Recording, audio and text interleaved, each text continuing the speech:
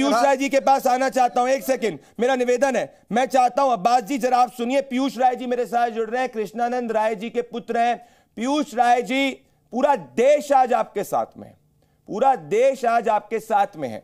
मैं कहना चाहता हूं पीयूष राय जी, क्या इस वक्त आपसे मैं पूछ रहा हूं कि क्या आपको दुख नहीं हो रहा पीयूष राय जी कि जब से एक गैंगस्टर मुख्तार अंसारी की मृत्यु हुई है कार्डियक अरेस्ट से, हार्ट अटैक से, उसके बाद से लोग उसके लिए एक शोक का लेटर लिखना शुरू हो गए, और आपके पिताजी की जिस तरीके से निर्मम हत्या की गई थी उस पर ये सब नेता चुप है अभी तक? पीयूष जी देखिए प्रदीप जी, बहुत बहुत धन्यवाद। पहले तो मैं ये बताऊं कि पूरा देश मेरे साथ सन 2005 से, जब मेरे पिताजी की हत्या हुई, जो जो व्यक्ति इस व्यक्ति से प्रताड़ित था और जो व्यक्ति जिनको इसने जिनके घर में निर्मम हत्याएं की थी, जिनका अपहरण किया था, उन सभी के साथ सहयोग की वजह से ही आज इस मुकाम तक ये पहुंचे हैं हम लोग कि इनको कई मुकदमों में आजीवन कारावास, 2 मुकदमों में, मेरे पिताजी के केस में एमपी एमएलए में इनको 7 साल की सजा, इनके भाई को 4 साल की सजा हुई। तो निश्चित तौर से देखिए, मुझे कोई आश्चर्यचकित नहीं हुआ, ना मुझे कोई आशा थी कि जो विपक्षी दल के लोग हैं वो लोग इनके लिए सहानुभूति नहीं रखेंगे, क्योंकि उन्हीं के ये पाले हुए गुंडे थे। राजनीति में तुष्टीकरण एक ऐसी चीज है प्रदीप जी, जिसका समय समय पे उपयोग होता है, हर हर रोज हर दिन नहीं उपयोग होता है।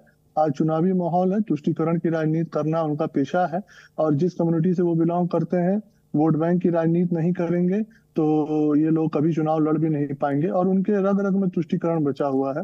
तो उनसे यही उम्मीद थी।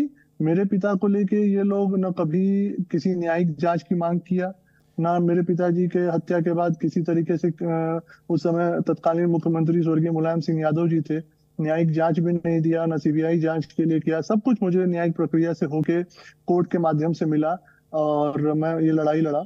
ठीक है, स्थितियां परिस्थितियां सरकार के इरादे उसके किए हुए कामों से देखे जाते हैं। उस समय मुलायम सिंह यादव ने जो कृत्य किया, उनकी मंशा और उनके इरादे स्पष्ट करती हैं। इस समय की सरकार जो अपने कृत्य कर रही है, ये सरकार अपनी मंशा और अपने इरादे स्पष्टता से बता रही है।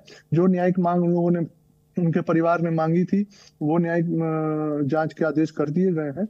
पोस्टमार्टम का रिपोर्ट भी कुछ ही देरों में आप लोगों के बीच में उपस्थित रहेगा, वो चीज आप लोग देख सकते हैं। तो कहने का मतलब कि भारतीय जनता पार्टी की सरकार स्पष्टता से अपने जो भी इरादे हैं वो समक्ष सबके रख रही है। मेरा 2 सवाल है आपसे, उसके बाद मैं आगे आऊंगा। पीयूष जी, पहली चीज तो कई लोग कहते हैं कि भाई गैंग वॉर के अंदर मुख्तार को इनोसेंट कहने की कोशिश कहते हैं गैंग वॉर के अंदर जो है आपके पिताजी की मृत्यु हुई, और इसको जैसे पप्पू यादव जुड़ रहे थे कह रहे थे गैंग वॉर की बात थी। पहली चीज तो मैं चाहता हूं दर्शकों को पता चले कि मुख्तार कौन था। दूसरा, आपको ये परिवर्तन देखा कि जब से क्या योगी सरकार आई है, तो क्या आपको इन्वेस्टिगेटिव एजेंसीज की तरफ से एक ये पूरे जो मुख्तार के खिलाफ केसेस हैं उसमें तेजी देखने को मिली आपको? देखिए प्रदीप जी, जब भी गैंग वॉर की बात होती है तो मेरे पिताजी अगर किसी गैंग वॉर में शामिल होते या किसी गैंग में शामिल होते तो इनके तरफ से भी कई हत्याओं का प्रयास किया जा चुका था। मेरे पिताजी के अपने आखिरी दिन तक उनके पे एक मुकदमा दर्ज नहीं था और किसी भी तरीके का आपराधिक रिकॉर्ड नहीं था। एक बात। दूसरी बात, जब इनको अपने राजनीतिक विरासत पे हम चुनौती मिलने लगी तो इन्होंने सबसे आसान रास्ता उनको रास्ते से हटाने का सोचा।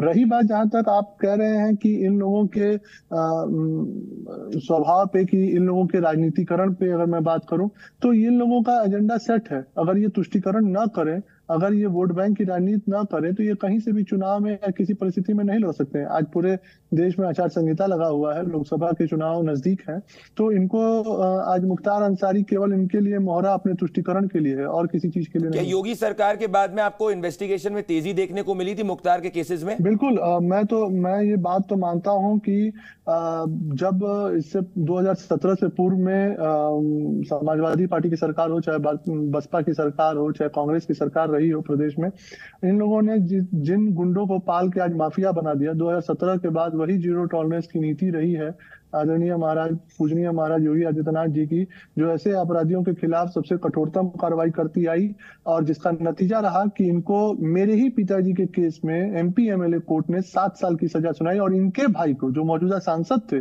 उनको 4 साल की सजा सुनाई। और अन्य 2 मुकदमे में खासकर कांग्रेस के प्रदेश अध्यक्ष है अजय राय जी, मैं थोड़ा शर्म आती है कि उनको कम से कम इस न्यूज डिबेट में आके कम से कम योगी सरकार का और आदरणीय प्रधानमंत्री जी का धन्यवाद ज्ञापित करना चाहिए कि ऐसा उन्होंने राम राज्य स्थापित किया इस प्रदेश में कि इन अपराधियों को उनके भाई की सजा में आजीवन कारावास मिला। निश्चित तौर पे गवाहियां होती हैं, गवाहियां होने पे ही न्यायिक प्रक्रिया अपनी जान देती है, लेकिन वो माहौल बनाई जाती है सरकार द्वारा। सपा की सरकार में मेरे ही गवाहों को इनके सरकारी तंत्र के लोग डराना, धमकाना, घर से उठाना, मारना, पीटना।